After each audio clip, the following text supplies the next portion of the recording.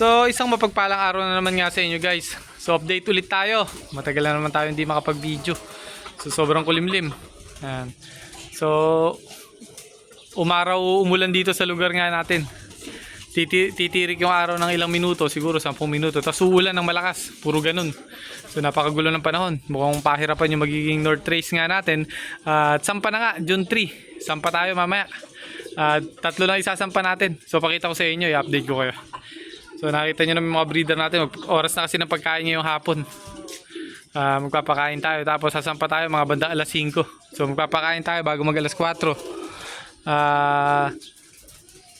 Para sa ganun, pagka pakain nga natin, makababa pa yung kinain nga nila bago natin isampa. Kasi maaga tayo magsasampa alas 5 eh.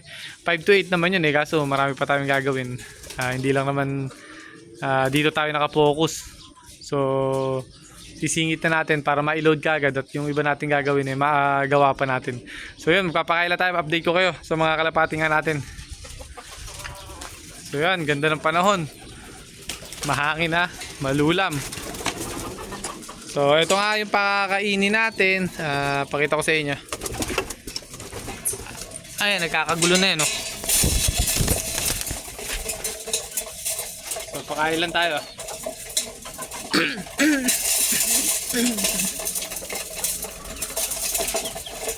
Bali 3, 6, 9 yung kalapati nga natin dito. Ayan. So ang isasampa natin, ito. Ayan, ito si Big Bird. Saka ito. Saka yung Choco, yun, yung basili natin. So 10 yan eh, nawala isa. Di ko alam kung saan napunta. Di ko alam kung napusa. Kasi sinasanay natin isa na yun, yung blue bar. Nawala. So di ko alam kung lumipad ba, pinilit lumipad, or nakain ng pusa. Kasi may pusa rito na dumadaan sa amin na kulay dilaw. Nawalan tayo na isa na pang south yun, CL. Dalawa sana yung magiging pang south natin, CL. Kaso nawala isa. Nabawasan pa, naging isa na lang talaga. Tapos yung isa nating pang south na CL, ito napilay, nasabit. Pero healthy naman yan, ano? Maganda katawan. So ay napilay, nasabit, na magapay pa. So hindi natin nakita kaagad. Nung nakita natin, matagal nang nakasabit. So okay, hindi natin. Ay, dito ka para makakain ka. So sa nawala nga nating young bird, kung napatay ng pusa, wala tayong magagawa. Kung nabihag naman ng mga nandito, hindi rin naman nila malilipad yun. Kasi mga nakarecord sa atin yung mga singsing ng kalapati nga natin. Ang gagawin nila kung gusto nila, gawin nilang breeder. Si LRPC nga yung ring nung kalapati nga nating nawala. Solo ring lang, ano. Blue bar na makinis nga, young bird umiyak pa eh.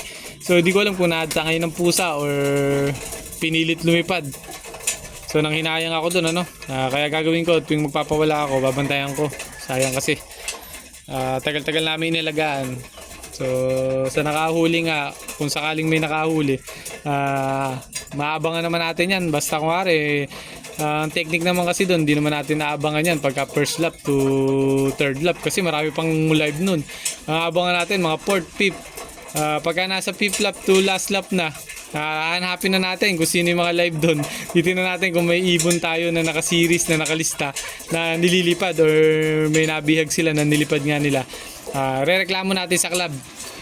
So maano naman yun, na pag marereklamo natin sa club, pwedeng sa pag-uusapan na lang kung makukuha yung kalapati or makapaghahatian sa premyo. Pero kung ako kasi ganun, gusto ko kunin yung ibon. Kasi or kung di ko man makuha yung ibon, i-stop natin yung karera nga ng entry nga nila. Kasi sa akin yung ibon na yun, kung sakaling nabihag nila na walang permiso, talagang ganun yung magiging desisyon ko. So yun, yun lang naman yung content natin ngayon, ano. Sa mga ibang nag-aalaga ng kalapati dyan, re-record nyo, lalo na kung kayo bumili ng ring or pinabili nyo man sa iba, at least alam nyo na sa inyo talaga yung ibon. Re-record nyo yung singsing para kung sakaling ilipad ng iba. Kasi kung di nyo nire-record dyan, kung sakaling ilipad na iba, wala kayong habol dyan eh. Kasi hindi naman check na isa-isa ng club yan. Kung talagang legit na sila may-ari nung ring or nung ibon, bago kayo bigyan ng premyo. So pagka in-entry kung wala naman magre-reklamo, parang doon sa nakabihag or nakahuli, parang okay lang sa kanila maglipad ng ganun kasi walang nagre-reklamo sa kanila. Pero kung kayo ay nagre-record ng mga ring number na binili nyo or sinuksok nyo or lilipad yung ibon, kung sakaling makita nyo yan sa live na result ng club nyo na sinalian, pwede nyo reklamo. Mapapatunayan na sa inyo talagang madi-disqualified yung naglipad nga niyan, lalo na kung member, baka tanggalin pa siya sa club na nilalaruan nyo. So ganun lang yung mga mangyayari nga sa kanila. Kaya ako talagang lahat ng ibon ko na nililipad naka-record yung ring para kung sakaling ano man ang mangyari, may laban tayo. At least alam natin, no, na sa atin yung nililipad nila. So yun, gaganda ng kondisyon. So tatlo isasampa ko. Ito, ayan. Itong choco, saka ito. Bali ito, isasampa ko na rin. Kaso GRPC pa naman yan. Matagal, July pa start ng first training ng GRPC. Siguro isasampa ko to isa hanggang tatlo. Siguro hanggang 5 training isasampa ko rin. Para kumbaga ba, pagpag lang ng kalapate. Para lumakas lang yung katawan. Tapos i-stop ko na. Gagawin kong pang motivate to sa dalawa kasihin na lalaban natin sa CLRPC. Young Bird parehas. Ito. Ayan, saka ito. Bali pang motivate, pumapares kasi sila dito. Kasi baka madisgrasya to, di natin alam yung panahon. Makita nyo naman, sobrang lulam, biglang aaraw, tapos biglang sobrang lakas na ulan.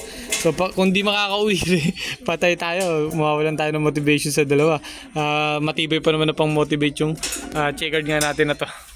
So talagang kasi yung dalawang hen na to pumapares. Pero yung choco talaga na to yung pinakakapares na tong checkered.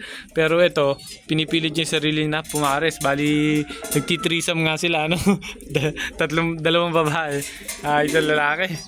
So ganun nga yung ginagawa nila. Kaya bali yung box perch natin na yan, nandito yung dalawa, yung choco sa checkered. Tapos nandun yung black checkered sa itaas. So nagpaparisan nga sila.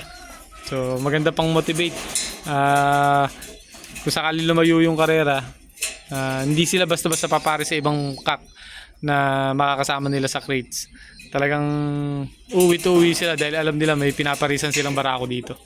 So siguro naman last lap ng CL, first lap siguro ng GR bago natin to isampa. So after ng 5 training neto sa club, yung pang-anim siguro pahinga na yan.